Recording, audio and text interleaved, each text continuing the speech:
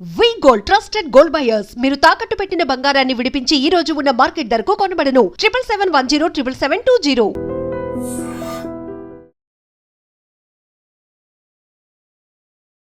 Welcome to I dream. నా పేరు లుంబిని. ఎందుకని ఎక్కువగా గ్యాస్ కానీ కాన్స్టిపేషన్ లేదంటే బ్లోటింగ్ ఇలాంటి ఫీలింగ్ వస్తూ ఉంటుంది? డైజెషన్ ఎందుకు మనకు ప్రాబ్లమాటిక్ గా అయిపోతుంది? స్పెషలీ ఇండియన్స్ ప్రతి 5గురిలో ఇద్దరికి ఈ ప్రాబ్లం అనేది ఉంటుంది, ఏదో ఒక ప్రాబ్లం డైజెషన్ రిలేటెడ్ గా. సో ఇవన్నీ ఎందుకు ఇంత డెవలప్ అవుతున్నాయి అండ్ మోస్ట్ ఇంపార్టెంట్లీ ఈ మధ్య ఎక్కువగా ఫేస్ చేసిన ప్రాబ్లమ్స్ గురించి డిస్కస్ చేయడానికి we have a special person with us. Gastroenterologist ఉన్నారనమాట, డాక్టర్ హర్ష తేజ గారు. ఆయనతో మాట్లాడదాం. Hello sir. హలో అండి. సో బేసిక్‌గా ఈ మధ్య ఏమైపోయిందంటే ఎక్కువగా చెస్ట్‌లో పెయిన్, చాలా మందికి ఏమైపోయిందంటే చెస్ట్‌లో పెయిన్ రావడం వల్ల అది హార్ట్ బర్నా లేదంటే హార్ట్ అటాకా అనేది క్లారిటీ ఉండట్లేదు. కొంతమంది ఈ మధ్య ఎక్కువగా హార్ట్ రిలేటెడ్ ఇష్యూస్ పెరుగుతున్నాయి కాబట్టి అది ఫస్ట్ అదేనేమో అని చెప్పేసి భయపడిపోతున్నారు. సో బేసిక్‌గా ఎలా డిఫరెన్షియేట్ చేసుకోవాలి మనం?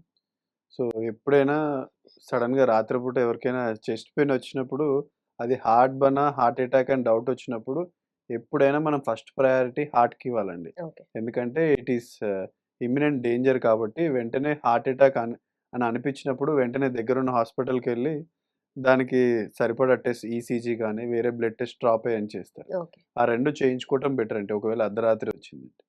కానీ మీకు రిపీటెడ్‌గా డే ఇన్, డే ఔట్ తిన్న వెంటనే ఛాతీలో మంట రావటము, పుల్ల తేన్పులు హ్మ్. రావటము, పడుకున్న వెంటనే ఆ నొప్పి ఆర్ మంట అనేది ఎక్కువైపోవటము, ఇలాంటివన్నీ ఉంటే అది హార్ట్ బర్న్ అంటామండి. ఓకే. హార్ట్ అటాక్ ఉన్న పేషెంట్స్ ఎలా ఉంటారంటే వాళ్ళకి ఆ బర్న్ చెస్ట్ పెయిన్‌తో పాటు చెమట పట్టటము, బాగా ఆయాసం రావటము, హ్మ్. అదే నొప్పి చేతికి స్ప్రెడ్ అవ్వటము. ఇవన్నీ కామన్ సింప్టమ్సా? అవునండి. ఓకే. హార్ట్ అటాక్‌లో మనం చూసే కామన్ సింప్టమ్స్ ఇవన్నీ.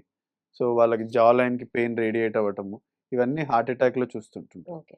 వాళ్ళకి నడుస్తుంటే నొప్పి ఎక్కువ అవ్వటము, ఆ నొప్పనేది చాలా మందికి హార్ట్ అటాక్ ఉన్న వాళ్ళకి మోర్ దెన్ 20 మినిట్స్ ఉండే అవకాశం చాలా ఉంటుందండి.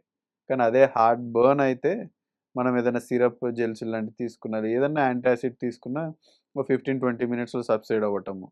క్లాసిక్‌గా ఫుడ్ రిలేషన్ ఉండటం చాలా కామన్ అండి. రైట్. ఓకే. సో హార్ట్ బర్న్‌కి ఎక్కువగా అంటే రావడానికి ట్రిగ్గర్ చేసే ఫుడ్స్ ఏంటి సార్? సో, మనం తీసుకునే day in, day out majority foods వల్లనే. అంటే మన మార్నింగ్ చాలామందికి కాఫీ వల్ల గూడా రిఫ్లెక్స్ అనేది చాలా ఎక్కువవుతుందండి. రైట్. కాఫీ వల్ల ఎసిడిటీ రాకపోవచ్చు. కానీ ఆల్రెడీ రిఫ్లెక్స్ ప్రాబ్లమ్ ఉన్న వాళ్ళకి కాఫీ అనేది ఎగ్జాగరేట్ చేస్తుంది. రైట్. అలాగే మీరు తీసుకునే సిట్రస్ ఫ్రూట్స్ కానీ, లేకపోతే any spicy food can irritate the mucosa and cause reflex pattern. Okay. So, okay. మరి తీసుకునే చాక్లేట్స్ తీసుకోండి, కాఫీ గానీ, స్వీట్స్ కానీ, సిట్రస్ ఫ్రూట్స్, స్పైసీ ఫుడ్, హ్మ్. ఇవి మోస్ట్ కామన్‌గా ఆ రిఫ్లెక్స్ అనే వాటిని పెంచుతుంది. దానివల్ల హార్ట్ బర్న్ బాగా ఇంక్రీజ్ అవుతుంది. ఓకే. సో, హార్ట్ బర్న్ ఉన్న వాళ్ళు ఈ ఫుడ్స్‌ని కొద్దిగా తక్కువలో తీసుకోవటం, అవాయిడ్ చేయటం చాలా బెటర్ అండి. ఓకే. సో, మార్నింగ్ మనం లేవంగానే తీసుకునే ఫస్ట్ మీల్ కానీ, లేదంటే ఎనీ కైండ్ ఆఫ్ ఇప్పుడు డ్రింక్ కానీ మోస్ట్ ఇంపార్టెంట్ అంటారు. సో, దాన్ని బేస్ చేసుకొని మన సిస్టమ్ కూడా వర్క్ అవుతుంది అని అంటారు కదా! సో, హ్మ్. కొంతమంది మీరన్నట్టుగా సిట్రస్ పడదు. కానీ లెమన్ వాటర్ మంచిది అని చెప్పేసి చాలా మంది అది తీసుకుంటూ ఉంటారు. ఇంకొంతమంది వెయిట్ లాస్‌కి కూడా అది ప్రిఫర్ చేస్తూ ఉంటారు. అది ఎంతవరకు రైట్ అంటారు అసలు? సో, అసిడిటీ గాని, రిఫ్లెక్స్ సింప్టమ్స్ లేని వాళ్ళకి మాత్రం సిట్రస్ తీసుకోవటంలో ప్రాబ్లమ్ ఏం లేదండి. హ్మ్. గోరువెచ్చని నీళ్ళలో సిట్రస్‌తో పాటు ఎ టింజ్ ఆఫ్ హనీ యాడ్ చేసుకొని చాలామంది వెయిట్ లాస్ తీసుకుంటారు. రైట్. అక్కడ బేసిక్ మెకానిజం ఏంటంటే, లెమన్‌లో ఉన్న ఇంగ్రీడియెంట్స్ వల్ల మన మెటబాలిజం ఫాస్టర్‌గా అవ్వటానికి హెల్ప్ చేస్తుంది. దానివల్ల బర్న్ అవుతుందని గూడా మెకానిజం ద్వారా ఆ సిట్రస్ తీసుకుంటారు. ఓకే. అలాగే జీరా తీసుకున్నా గానీ, అది గూడా ఫ్యాట్ బర్నింగ్‌కి హెల్ప్ చేస్తుంది. హ్మ్. సో, ఇవేవి తీసుకున్నా మీరు లెమన్ గానీ, జీరా గానీ ఏదైనా ఎర్లీ మార్నింగ్ ఆ మెటబాలిజం పెంచేసి ఫ్యాట్ బర్న్ కావడానికి హెల్ప్ చేస్తుందండి. ఓకే. ఓకే. కానీ అదే రిఫ్లెక్స్ ఉన్న వాళ్ళకి ఏమవుతుందంటే ఎర్లీ మార్నింగ్ ఎంప్టీ స్టమక్‌లో ఆల్రెడీ ఓవర్‌నైట్ ఫాస్టింగ్‌లో ఉండే యాసిడ్ సెక్రీషన్‌తో పాటు ఈ సిట్రస్ ఫ్రూట్ ఇరిటేషన్ వల్ల ఇంకా యాసిడ్ సెక్రీషన్ పెరిగిపోయి ఆ హార్ట్ బర్న్ అనేది పెరుగుతుంది. ఓకే. సో, ఎర్లీ మార్నింగ్ ఎప్పుడైనా రిఫ్లెక్స్ ఉన్నవాళ్ళు సిట్రస్, నిమ్మకాయ జ్యూస్ గానీ, కాఫీ గానీ అవాయిడ్ చేయటం బెటర్ అండి. ఓకే. ఓకే. సో, ఇంకొంతమంది చెప్పేదేంటంటే మార్నింగ్ ఫస్ట్ మనము ఫ్యాట్ తీసుకోవాలి అని చెప్పేసి. అని కొంతమంది ఓన్లీ ఘీ తింటారు. లేదంటే బుల్లెట్ కాఫీ అంటారు కొంతమంది. హ్మ్. ఆర్ ఎల్స్ ఇంకొంతమందయితే లేదు లేదు ఇవన్నీ కాదు, eggs is the best thing అని చెప్తూ ఉంటారు. సో, ఏది తినొచ్చు? అంటే ఫస్ట్ మీల్ గాని, ఫస్ట్ తీసుకునే డ్రింక్ కానీ సో, ఏదుండాలి? మీరు చెప్పే ఘీ గానీ, కాఫీ గానీ, ఈ సిట్రస్ గానీ ఏదైనా గానీ ఆ ఫ్యాట్ బర్న్ చేయటానికి దోహదపడుతుందండి. ఓకే. సో, సింపుల్ ఫండా ఈ తీసుకునే ఫుడ్స్ అన్నీ జిమ్‌లో ప్రిస్క్రైబ్ చేసేదైనా, డైటీషియన్స్ చెప్పేదైనా, సో, మనం నార్మల్ ఫస్ట్ కార్బోహైడ్రేట్‌తో పాటు ఫ్యాట్ బర్న్ చేయటానికి హెల్ప్ చేయడానికి వాడే ఫుడ్సే ఇవన్నీ అండి. Right. Right. So, heart burn issues తీసుకుంటే నార్మల్‌గా గ్యాస్ పట్టేసినట్టుగా అనిపించినా గూడా వెంటనే ప్యాకెట్ ఇనో కొనేసుకొని తాగేస్తూ ఉంటారు. సో, అది ఎంతవరకు ఎఫెక్టివ్ ఉంటుంది? అండ్ దాని మీద రిలై అవ్వచ్చా ఎప్పటికి? సో, సింప్లీ ఈనో అనేది ఒక యాంటాసిడ్ అండి. అంటే దాంట్లో సోడియం బైకార్బోనేట్ అనేది ఉంటుంది. హ్మ్. సో, మన బాడీలో ఉండేది యాసిడ్. సో, సింపుల్ కెమిస్ట్రీ లాగా యాసిడ్‌ని ఈ బేస్ అనేది న్యూట్రలైజ్ చేస్తుంది. రైట్. సో, అప్పటికప్పుడు మీకు ఆ యాసిడ్ ఉండదు కాబట్టి, ఆ యాసిడ్ వల్ల వచ్చే పెయిన్ గాని, ఆ హార్ట్ బర్న్ గాని, ఆ ఎసిడిటీ గాని తగ్గుతుంది. ఓకే. కానీ అది దాని వెనకాలున్న ఆ అల్సర్‌ని గాని, గ్యాస్ట్రైటిస్ కానీ అడ్రెస్ చేయదండి. హ్మ్. సో, మీరు తీసుకునే ఈనో ఆ టెంపరరీ రిలీఫ్ మాత్రమే పనిచేస్తుందండి. ఇప్పుడు మీరు వన్స్ ఇన్ ఏ వైల్ ఒక నెలకొకసారి ఏదో బిర్యానీ తిని వచ్చి తీసుకుంటే ప్రాబ్లమ్ లేదండి. కానీ చాలామందికి ఆ రిఫ్లక్స్ డిసీజ్ అంటారు. గ్యాస్ట్రోఎసోఫేజియల్ రిఫ్లక్స్ డిసీజ్. ఆ ఉన్నవాళ్ళు గూడా ఆ హార్ట్ బర్న్ వచ్చినప్పుడల్లా రోజు తీసుకోవటం వల్ల క్రానిక్‌గా దానివల్ల కాంప్లికేషన్స్ వస్తాయండి. దాంట్లో ఓకే. ఉండే సోడియం వల్ల బీపీ రావటము, కిడ్నీ ప్రాబ్లమ్స్ రావటము, ఆ సోడియం లోడ్ ఎక్కువై హార్ట్ ప్రాబ్లమ్ వచ్చిన వాళ్ళు గూడా ఉన్నారు చాలామంది. ఓకే. సో, రీసెంట్‌గా ఒక పేషెంట్ చూసాం అలానే. సో, వాళ్ళు హి ఈజ్ ఒబేస్. సో, షాప్‌లో కూర్చొని ఉంటాడు. రోజు ఈయన పొద్దున, సాయంత్రం తీసుకొని లాస్ట్‌కి హిస్టరీ మనం బీపీ ఎందుకొచ్చింది, హార్ట్ ప్రాబ్లమ్ ఎందుకొచ్చిందని ఎవాల్యుయేట్ చేస్తుంటే ఆయన హిస్టరీలో డ్రగ్ ఉన్న మోస్ట్ కామన్ డ్రగ్ ఏంటంటే ఈనో. ఓహ్! మరి సో, లాంగ్ డ్యూరేషన్‌లో ఎప్పుడు ఎంత తీసుకోకూడదండి. ఫ్రీక్వెంట్‌గా తీసుకోవచ్చు? అసలు ఫ్రీక్వెన్సీ అనే కాదు. అది అసలు only for a symptomatic relief. అంటే రైట్. మీకు సింప్టమ్‌ని తగ్గిస్తుంది కానీ జబ్బుని తగ్గించదండి. సో, ఎందుకు ఎసిడిటీ వచ్చిందనేది మీకు వారానికి ఒక 2 సార్ల కంటే ఎక్కువ ఎసిడిటీ, హార్ట్ బర్న్ వస్తుందంటే గ్యాస్ట్రోఎంటరాలజిస్ట్‌ని కలవటం బెటర్ అండి. ఓకే. అంటే ఎప్పుడో ఒకసారి తీసుకోవడం ఎప్పుడన్నా not an issue. Not an issue. Right. And అలాగే కొంతమంది ఏళ్ల తరబడి ప్యాంటాప్ వేసుకుంటూ ఉంటారు ఆ టాబ్లెట్. అవును. జస్ట్ అలా ఓవర్ ద కౌంటర్ డ్రగ్ కాబట్టి తీసుకొని ప్యాకెట్స్ పెట్టుకొని అలాగే ఎక్కడైనా ఎళ్ళినా కూడా క్యారీ చేసుకుంటుంటారు. అంత ఫ్రీక్వెంట్‌గా తీసుకుంటారు కదా! సో, అది దాని తర్వాత వాళ్ళకి ఫ్యూచర్‌లో ఎలా ఎఫెక్ట్ అవుతుందంట? సో, ఇప్పుడు మనం డిస్కస్ చేసినప్పుడు ఈ ఎసిడిటీ గానివ్వండి, హార్ట్ బర్న్ గానివ్వండి, సో, ఇవన్నీ దాంట్లో ఉన్న మనం ఆ ప్రాబ్లమ్‌ని ఐడెంటిఫై చేయకుండా హ్మ్. ఈ ఈ Pantop or any rabeprazole or esomeprazole multiple drugs ఉన్నాయండి. వీటిని ప్రోటాన్ పంప్ ఇన్హిబిటర్స్ అంటారు. సో, ఇవేం చేస్తాయంటే మనం తీసుకున్న తర్వాత బ్లడ్ స్ట్రీమ్‌లో కలిసి మన యాసిడ్ సెక్రీషన్‌ని ఇర్రివర్సిబుల్‌గా తగ్గిస్తుంటుంటాయి. ఓకే. సో, దానివల్ల ఓవర్ ద టైమ్ ఏమవుతుందంటే మన స్టమక్‌లో అసలు యాసిడ్ అనేదే ఉండదు. సో, యాసిడ్ మీరు ఎక్కువ ప్రొడక్షన్ అయితే వచ్చే ప్రాబ్లమ్సే చాలామంది చూస్తుంటారు. హ్మ్. కానీ మన యాసిడ్ అనేది మన డే టు డే లైఫ్‌లో చాలా ఇంపార్టెంట్ అండి. ఇప్పుడు మీ ఫుడ్ డైజెషన్ కావటానికైనా, న్యూట్రియంట్స్ అబ్జార్ప్షన్ అయినా, ఇప్పుడు బి12 అబ్జార్బ్ కావాలన్నా మన బాడీలో యాసిడ్ ఉండాల్సిందే. ఓకే. ఐరన్ అబ్జార్ప్షన్‌కి కూడా యాసిడ్ ఎన్విరాన్మెంట్ కావాలండి. అలాగే కాల్షియం అబ్జార్ప్షన్, మెగ్నీషియం అబ్జార్ప్షన్ వీటన్నిటికి యాసిడ్ అనేది చాలా important. Okay. Okay. So, acid తగ్గినప్పుడల్లా ఏమవుతుందంటే, ఆ యాసిడ్ జనరల్‌గా మన బ్యాడ్ బ్యాక్టీరియాని కూడా చంపేస్తుంది మనం తీసుకునే ఫుడ్‌లో. సో, ఇలా లాంగ్ టర్మ్ యాసిడ్ లేకపోవటం వల్ల స్టమక్‌లో ఇన్ఫెక్షన్స్ రావటము, టైఫాయిడ్ లాంటి డిసీజెస్ చాలా పెరగటము. అలాగే ఈ పీపీఐస్ తీసుకున్న వాళ్ళకి చాలా లాంగ్ టర్మ్‌లో లంగ్ ఇన్ఫెక్షన్స్ కూడా వస్తున్నాయండి. ఓకే. ఎందుకంటే, ఆ బ్యాడ్ బ్యాక్టీరియా చిన్న పేగులో నుంచి బ్లడ్‌లో కలిసి లంగ్‌లో కూడా ఇన్ఫెక్షన్ క్రియేట్ చేయటము. ఇది అఫీషియల్‌గా కూడా దాని అసోసియేషన్ ప్రూవ్ అయింది. ఓకే. సో, చిన్న పేగు ఇన్ఫెక్షన్స్ రావటము, లంగ్ ఇన్ఫెక్షన్స్ రావటము. ఇంతకుముందు మనం డిస్కస్ చేసినట్టు ఆ విటమిన్ అబ్జార్ప్షన్స్ ఏవైతే తగ్గుతున్నాయో, ఇప్పుడు హైపోమెగ్నీసిమియా అంటారు. ఆ హ్మ్. మెగ్నీషియం తక్కువైనప్పుడు మనకు కండరాలలో నొప్పులు రావటము, ఓకే. వీక్‌నెస్ రావటము. సో, చాలామంది రిపీటెడ్‌గా ఈ ప్యాంటప్ తీసుకునే వాళ్ళు ఇవన్నీ ఎవరు అబ్జర్వ్ చేయరు. దానివల్ల ఇది వస్తుందని వస్తుందని ఎవరు తెలీదు. ఐడెంటిఫై చేయరు. ఓకే. సో, ఇలా మెగ్నీషియం తగ్గడం వల్ల చాలామంది ఫిట్స్ వచ్చిన వాళ్ళు కూడా ఉన్నారు. సో, ఎప్పుడైనా మెగ్నీషియం, హైపోమెగ్నీసిమియా ఉన్నప్పుడు ఈ టాబ్లెట్ బంద్ చేస్తూ అది రిప్లేస్‌మెంట్ తీసుకోవడం ఐడియల్ అండి. ఓకే. ఓకే. అలాగే ఒక పేషెంట్ మా దగ్గరకొచ్చారు. So, he is taking from past 25 years Pantop daily. Daily. అది వేసుకోకపోతే తనకి మంట వచ్చేస్తుందని 25 ఇయర్స్ తీసుకున్నారు. కానీ తను వచ్చింది ఎమర్జెన్సీ దేనికంటే నడుస్తూ బాత్రూమ్‌లో జారి పడిపోయారు. హుహు. సో, తన తొంటి బొక్క విరిగింది. ఓకే. సో, తొంటి బొక్క ఎందుకు విరిగిందని తన హిస్టరీలో ఎవాల్యుయేట్ చేస్తే 25 ఇయర్స్ నుంచి ప్యాంటప్ అనే టాబ్లెట్స్ తీసుకుంటుంది. ఇది వీక్ అయిపోయిందా? ఓకే. సో, ఆ కాల్షియం అబ్జార్ప్షన్, ఆ మెగ్నీషియం అబ్జార్ప్షన్స్ లాంగ్ టర్మ్‌లో లేక బొక్కలనేవి బాగా పలచబడిపోయి హ్మ్. సో, ఆస్టియోపోరోటిక్ ఫ్రాక్చర్ అంటారు. సో, ఎలోన్ అది 100% కాజ్ చేయకపోయినా ఆస్టియోపోరోటిక్ ఫ్రాక్చర్ కానీ అది మేజర్ ఫ్యాక్టర్ అయింది ఆ పేషెంట్. రైట్. రైట్. సో, ఈ ఫ్రాక్చర్స్ అవ్వటం గానీ, ఈ మెగ్నీషియం డెఫిషియన్సీస్, ఈ చిన్న పేగు లంగ్ ఇన్ఫెక్షన్స్ కానీ, ఇలాంటివన్నీ చాలా లాంగ్ టర్మ్ పీపీఎస్ తీసుకోవటం వల్ల వస్తుంటాయండి. కొంతమందికి ఎక్స్‌ట్రా గ్రోత్స్, పాలిప్స్ కూడా వస్తుంటుంటాయి స్టమక్‌లో. హుహు. ఈ లాంగ్ టర్మ్ పీపీఐస్ తీసుకోవటం వల్ల. ఓకే. ఓకే. సో, మీరన్నట్టుగా మెగ్నీషియం డెఫిషియన్సీ ఉన్నప్పుడు కండరాలు నొప్పిలాగా ఫార్మ్ అయిపోయి కంప్లీట్‌గా నర్వ్స్ రిలేటెడ్‌గా లాగానే చూడొస్తారా? అవును. అవును. సో, మెగ్నీషియం అనేది నర్వ్ ఒకటే కాదండి. అది జనరల్‌గా ప్రతి ఒక్క సెల్‌లో ఉండే మెంబ్రేన్‌ని స్టెబిలైజ్ చేస్తుంది. ఓకే. ఇన్‌సైడ్, ఔట్ కరెంట్స్‌ని మెయింటైన్ చేయటానికి మెగ్నీషియం అనేది చాలా మల్టిపుల్ వాటికి నీడెడ్. ఇప్పుడు మన పవర్ హౌస్, మైటోకాండ్రియా అనే సెల్‌లో ఏది దానికైనా గాని మెగ్నీషియం ఒక పార్ట్. సో, అది మెంబ్రేన్ స్టెబిలైజర్ అని గూడా అంటుంటారు. రైట్. సో, దానివల్ల ఆ కండరాల వీక్‌నెస్ వల్ల దానికి కావాల్సిన మెగ్నీషియం లేక వీక్‌నెస్ రావటము, ఎక్కువ నడవలేకపోవటం, ఫిట్స్ రావటము ఇలాంటివన్నీ మనం చూస్తుంటాం. ఓకే. ఓకే.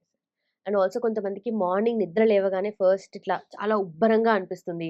కొంతమందికైతే ఇంకొంచెం పీక్స్‌గా కొంచెం చాలా ఎక్కువ అయిపోయి ఏం తినలేరు గూడా మార్నింగ్ టైమ్స్‌లో. అది ఎందుకలా ఉంటుంది? అండ్ దానికి ఏం సో, చేయొచ్చు? చాలామంది మా దగ్గరికి ఇదే కంప్లెయింట్‌తో వస్తుంటారండి. ఎర్లీ మార్నింగ్ లేవంగానే పొట్ట ఉబ్బరంగా ఉంది. అసలు ఏ వర్క్ చేయలేకపోతున్నాము. హ్మ్. తినాలనిపించదు అని అంటుంటారు. సో, చాలామంది ఓన్లీ ఎసిడిటీ వల్లనే ఆ బ్లోటింగ్ వస్తుంది, ఆ గ్యాస్ వస్తుంది అనుకుంటుంటారు. హ్మ్. కానీ పొద్దున పూట బ్లోటింగ్ అనే దానికి గ్యాస్ కంటే ఎక్కువ చాలామందికి కాన్‌స్టిపేషన్. ఓకే. అంటే 2, 3 రోజుల్లో ఒక్కసారి వెళ్ళేవాళ్ళు. లేకపోతే వెళ్ళినా గాని చాలా మినిమల్ వెళ్ళటము. చాలా హార్డ్ స్టూల్ వచ్చే వాళ్ళకి ఏమవుతుందంటే, వాళ్ళకి స్టూల్ అనేది అక్కడే పేరుకుపోయి, దానివల్ల ఫుల్‌నెస్ వచ్చేసి అది బ్లోటింగ్ లాగా ప్రెజెంట్ అవుతుంది. హుహు. సో, ఇదే మోస్ట్ కామన్ కాజ్ ఇండియాలో. కాన్‌స్టిపేషన్ వల్లనే బ్లోటింగ్ చాలా మందికి ఎక్కువవుతుందండి. ఓకే. అలాగే కొంతమందికి ఒబెసిటీ ఉన్న వాళ్ళకి ఆహ్, బాగా సెంట్రల్ ఒబెసిటీ ఉన్న వాళ్ళకి ఏమవుతుందంటే, వాళ్ళు పడుకున్నప్పుడు అబ్స్ట్రక్టివ్ స్లీప్ ఆప్నియా అని ఒక కాంపోనెంట్ హ్మ్. ఉంటుంది. హ్మ్.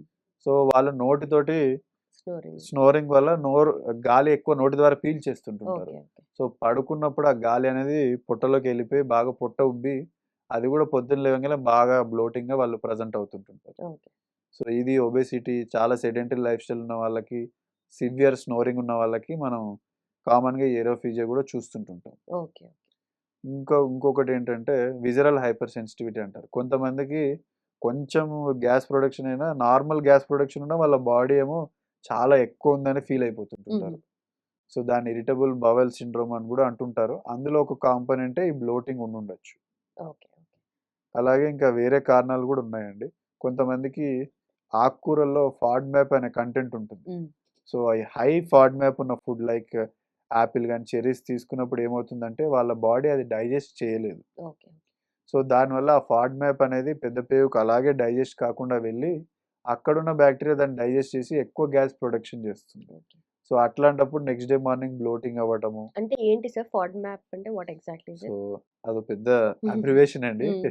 Fermentable oligo di and monosaccharides and polyols అని ఉంటుంది. ఓకే. సో, అవి మన బాడీలో కొంతమందికి డైజెషన్ కావండి. రైట్. రైట్. సో, అప్పుడు మన బాడీ బాక్టీరియా దాని నుంచి గ్యాస్ తయారు చేస్తుంది. దానివల్ల గూడా చాలా మందికి బ్లోటింగ్ వస్తుంది. ఇది చాలామంది వెజిటేరియన్స్‌లో చూస్తుంటాం. హ్మ్. సో, వాళ్ళు వెజిటబుల్సే తీసుకుంటారు. కానీ వాళ్ళకి ఆ కాంపోనెంట్ అనేది డైజెస్ట్ కాక ఆ బ్లోటింగ్ సింప్టమ్ అనేది డే ఇన్, డే ఔట్ ఉంటుంది. ఓకే. సో, ఇలా కాన్‌స్టిపేషన్ తీసుకోవచ్చు. మీరు ఫుడ్ రిలేటెడ్ బ్లోటింగ్ అయ్యుండొచ్చు. అలాగే ని గాలి మింగటం ఏరోఫేజియా వల్ల అయ్యుండొచ్చు. కొంతమందికేంటంటే లెర్న్డ్ బిహేవియర్. వాళ్ళ పొట్ట, వాళ్ళ డయాఫ్రామ్ కలిసి కాంట్రాక్ట్ కావండి. దాన్ని అబ్డామినోఫ్రీనిక్ డిస్సినర్జీ అంటారు. ఓకే. సో, డయాఫ్రామ్ అనేది మన లంగ్స్‌ని, పొట్టని సెపరేట్ చేసే ఒక మజిల్ అండి. సో, మీరు గాలి తీసుకున్నప్పుడల్లా డయాఫ్రామ్ కాంట్రాక్ట్ అవుతుంది. సో, మన ఫుడ్‌ని గాని, మన ఇంటెస్టైన్‌ని గాని పుష్ చేసేటప్పుడు అది కూడా కాంట్రాక్షన్ హెల్ప్ చేస్తుంది. ఓకే. సో, మన పొట్ట కండరాలు కూడా అలాగే పుష్ చేస్తుంటాయి. సో, కొంతమందికి ఏమవుతుందంటే పొట్ట కండరాలు మన అరిగిన ఫుడ్ కిందకి వెళ్ళకుండా అది కాంట్రాక్ట్ కావాలి. ఆ టైంలో అది కాంట్రాక్ట్ కాకుండా రిలాక్స్ అవుతాయి. ఓకే. సో, ఆ పోవాల్సిన ఫుడ్, ఆ గ్యాస్ అంతా అక్కడే నిలిచిపోతుంది. సో, వాళ్ళకి స్టక్ అయిపోయిన ఫీలింగ్ ఉంటది సో, వాళ్ళకి. అబ్నార్మల్ ప్రొడక్షన్ ఏమి ఉండదండి హ్మ్. వాళ్ళకి. ఆ డిస్సింక్రనీ వల్ల బ్లోటింగ్ వచ్చేస్తుంది. ఓకే. ఓకే. కొంతమందికి ఇలాంటి పడడం కాకపోయినా గూడా నార్మల్‌గా ఫుడ్ తిన్న వెంటనే బాగా ఎక్కువగా గ్యాస్ పట్టేసినట్టుగా లోవర్ బెల్లీలో చాలా ఎక్కువగా ఫిల్ అయిపోయిన ఫీలింగ్ వస్తుంది గదా! అదెందుకొస్తుంది సార్? అదే అండి. ఇంతకుముందు మనం డిస్కస్ హ్మ్. చేసినట్టు కొంతమందికి లాక్టోజ్ ఇంటాలరెన్స్ అంటారు. కొంతమందికి వీట్ ఇంటాలరెన్స్ అంటారు. ఓకే. కొంతమందికి పాలు పడవు. కొంతమందికి గోధుమలు పడవండి. కొంతమందికి ఈ ఫాడ్ మ్యాప్స్ అనేది పడవు. సో, మన బాడీలోకి వెళ్ళిన వెంటనే ఒక హాఫ్ అన్ అవర్ 1 అవర్లో అది డైజెషన్ కాక బ్లోటింగ్ వచ్చే వాళ్ళు ఉంటారు. ఉమ్, కొన్ని ఫుడ్స్ ఏమో ఆ ఇరిటేషన్ గ్యాస్ట్రిక్ మ్యూకోజాని ఇరిటేట్ చేయడం వల్ల ఆ ఎసిడిటీ వల్ల వచ్చే సిమ్టమ్స్ ఒకటండి. ఉమ్, సో ఇమీడియట్గా హాఫ్ అన్ అవర్ 45 మినిట్స్లో వచ్చేదేమో అసిడిటీ రిలేటెడ్. ఓకే. ఒక 1-2 అవర్స్ దాని డైజెషన్ కాక వచ్చే ప్రాబ్లమే ఇప్పుడు మనం డిస్కస్ చేసిన పాల వల్ల అయి ఉండొచ్చు, గోధుమల వల్ల అయి ఉండొచ్చు, ఫాడ్ మ్యాప్ వల్ల అయి ఉండొచ్చు. సో ఈ మధ్య ఎక్కువగా ఎండోస్కోపీ గురించి మాట్లాడుతున్నారు కదా సార్. హార్ట్ బర్న్ ఉన్న వాళ్ళు అంటే ఏదైనా ప్రాబ్లం ఉన్న వాళ్ళకి ఎండోస్కోపీ చేస్తారా? ఏ రిలేటెడ్ ఇష్యూస్కి ఎక్కువగా ఎండోస్కోపీ చేస్తుంటారు? సో జనరల్గా మీరు అడిగినట్టు హార్ట్ బర్న్కి ఎండోస్కోపీ చేయిస్తారా చేయరా? సో హార్ట్ బర్న్ అనేది ఒక సిమ్టమ్ అండి. సో అదే ఒక వారంలో మీకు ఒక 2-3 రోజుల కంటే ఎక్కువ ఉండటము, ఒక డాక్టర్ని కలిసారు, he has prescribe some medications. So అది తీసుకున్న ఒక నెల తర్వాత కూడా మీకు అలాగే లక్షణాలు ఉన్నాయి, ఉమ్, సో మీరు మెడికేషన్స్ తీసుకున్నా కానీ మీ లక్షణాలు తగ్గట్లేదు, అలాంటప్పుడు దాన్ని పర్సిస్టెంట్ డిస్పెప్సీ అంటారు. ఓకే. సో అలాంటి టైంలో ఎండోస్కోపీ చేయటము, ఉమ్, ఆ గ్యాస్ట్రో ఇసోఫేజియల్ రిఫ్లెక్స్ కూడా చాలా రోజులు ఉన్న వాళ్ళకి వెంటనే ఎండోస్కోపీ చేస్తామండి. అలాగే ఇప్పుడు మీకు రక్త శాతం తక్కువ ఉంది, ఎనీమియా అంటారు. ఉమ్, సో అన్ఎక్స్‌ప్లెయిన్డ్ ఎనీమియా ఉన్నప్పుడు కూడా ఎండోస్కోపీ చేస్తామండి. ఓకే.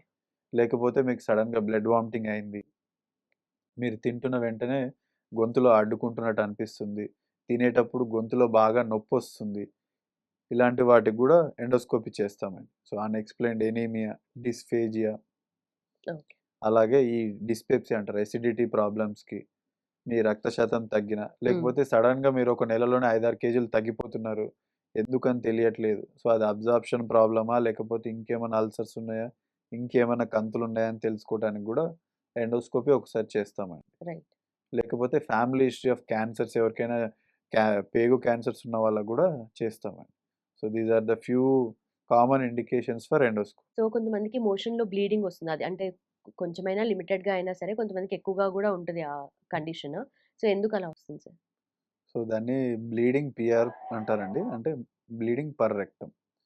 సో దానికి వయసును బట్టి కారణాలు మారుతుంటాయండి. సో చిన్న పిల్లలకి, అడల్ట్స్‌కి, ఎల్డర్లీకి. సో కానీ ఇప్పుడున్న మన యంగర్ జనరేషన్‌కి most common bleeding PR cause ఏంటంటే ఫిషర్ అంటారండి. అంటే మనం వాటర్ సఫిషియెంట్‌గా తీసుకోకుండా low fibre foods or junk foods, burger గాని, పిజ్జా తీసుకోవటం వల్ల మోషన్ అనేది హార్డ్ అయ్యి, అప్పుడు అక్కడ మోషన్ పోయే ద్వారం దగ్గర ఆ హార్డ్ స్టూల్ ఉండే పూతని కట్ చేస్తుందండి మ్యూకోజాని. ఓకే. దానివల్ల బ్లీడింగ్ స్టార్ట్ అవుతుంది. సో వాళ్ళకి ఆ బ్లీడింగ్‌తో పాటు మోషన్ చాలా గట్టిగా రావటము, మోషన్ పోయేటప్పుడు భరించలేనంత నొప్పి. హ్మ్. ఒక రంపంతో కోస్తే ఎలా ఉంటుందో అంత సివియర్ పెయిన్ వస్తుంది. సో ఆ పెయిన్‌ఫుల్ మోషన్ రావటము, దాంతో పాటు బ్లీడింగ్ ఉంటే దాన్ని మనం ఫిషర్‌గా ఐడెంటిఫై చేయొచ్చు. ఓకే. సో అదొక కామన్ కాజ్ అండి మనం చూసేది ఇప్పుడు అడల్ట్స్‌లో. ఇంకోటేంటంటే ఇలాగే ఈ జంక్ ఫుడ్ వల్ల, ఈ కాన్‌స్టిపేషన్ వల్ల వాళ్ళు ఎక్కువ సేపు మోషన్ కమోడ్‌లో స్ట్రెయిన్ చేయటం వల్ల మనకి నార్మల్‌గా ఉండే హెమరాయిడ్స్ అంటారు, పైల్స్ అంటారు వాటిని. సో చాలామంది పైల్స్ అనేవి కొత్తగా తయారవుతాయి అనుకుంటారు, హ్మ్. కానీ అవి నార్మల్ బ్లడ్ కుషన్స్ అండి. సో మీరు మోషన్ పోయేటప్పుడు పోయిన తర్వాత మళ్ళీ ఇన్వాలంటరీగా పడిపోకుండా ఆపటానికి సపోర్ట్ చేసే ఒక కుషన్. హుహు. అది మీరు ఎప్పుడైతే బాగా స్ట్రెయిన్ చేస్తున్నారో హార్డ్ స్టూల్స్ వల్ల అవి వాటి మీద ప్రెషర్ పడి అవి పెద్దగా ఉబ్బి కిందికి సాగవుతుంది. ఓకే. సో అప్పుడు వాటికి ఇంకెక్కువ ప్రెషర్ అయిపోయి వాటి నుంచి బ్లీడింగ్ అవుతే వాటిని హిమరాయిడ్స్ అంటారు. రైట్. సో దాంట్లో గ్రేడ్ 1-4 గ్రేడ్స్ ఉంటాయండి. సో 1 అండ్ 2 అనేవి జనరల్‌గా మనము diet and life style changes, అదే ఫైబర్ డైట్ ఇవ్వటము, సఫిషియెంట్ 3-4 లీటర్స్ తాగటము, హ్మ్. కమోడ్‌లో స్ట్రెయిన్ చేయకుండా వచ్చినంత వరకే ఒక లెస్ దెన్ 5 మినిట్స్ ట్రై చేసి వచ్చేయటము. ఇంకా మెడికల్ ట్రీట్మెంట్ కూడా ఉన్నాయండి, కొద్దిగా హెల్ప్ చేయటానికి. ఇది గ్రేడ్ 1-2 వరకు ఇది హెల్ప్ చేస్తుందండి. ఓకే. గ్రేడ్ 3 అంటే వాళ్ళు మోషన్ పోయిన ప్రతిసారి పైల్స్ అనేవి బయటకొచ్చేస్తుంటాయి. హుహు. కానీ తర్వాత మోషన్ అయిపోయిన తర్వాత లోపలికి వెళ్తుంటాయి గానీ చాలా పెద్దగా అయ్యి ఉంటాయి ఓకే. వాళ్ళకి. సో ఇలాంటి వాళ్ళకి కొంతమందికి ఎండోస్కోపిక్‌గా గూడా రబ్బర్ బ్యాండ్స్ వేయొచ్చు. కానీ బ్లీడ్ చాలా ఎక్కువ అవుతుందంటే దాన్ని సర్జికల్ గూడా ట్రీట్ చేయొచ్చండి. రైట్. గ్రేడ్ 4 పైల్స్ అంటే వాళ్ళకింకా పైల్స్ అనేవి మొత్తం బయటికొచ్చేసి అలానే ఉండిపోతాయి ఉబ్బి. హుహు. సో అలాంటి వాళ్ళకైతే ఖచ్చితంగా సర్జరీ చేయాలండి. సో ఎప్పుడైనా గ్రేడ్ 1 అండ్ 2 ఉన్నప్పుడే మనం డైట్, లైఫ్ స్టైల్ చేంజెస్ చేస్తూ మినిమల్ మెడికేషన్స్ తోటి దాన్ని ట్రీట్ చేయొచ్చండి. రైట్. రైట్. సో ఇక్కడ పైల్స్‌కి అండ్ అలాగే ఫిషర్స్ అంటున్నారు కదా! దానికి మేజర్ డిఫరెన్సెస్ ఏముంటాయి సార్? సో పైల్స్ అనేది మోషన్ అయిపోయిన తర్వాత పెయిన్‌లెస్ బ్లీడ్ అండి. హ్మ్.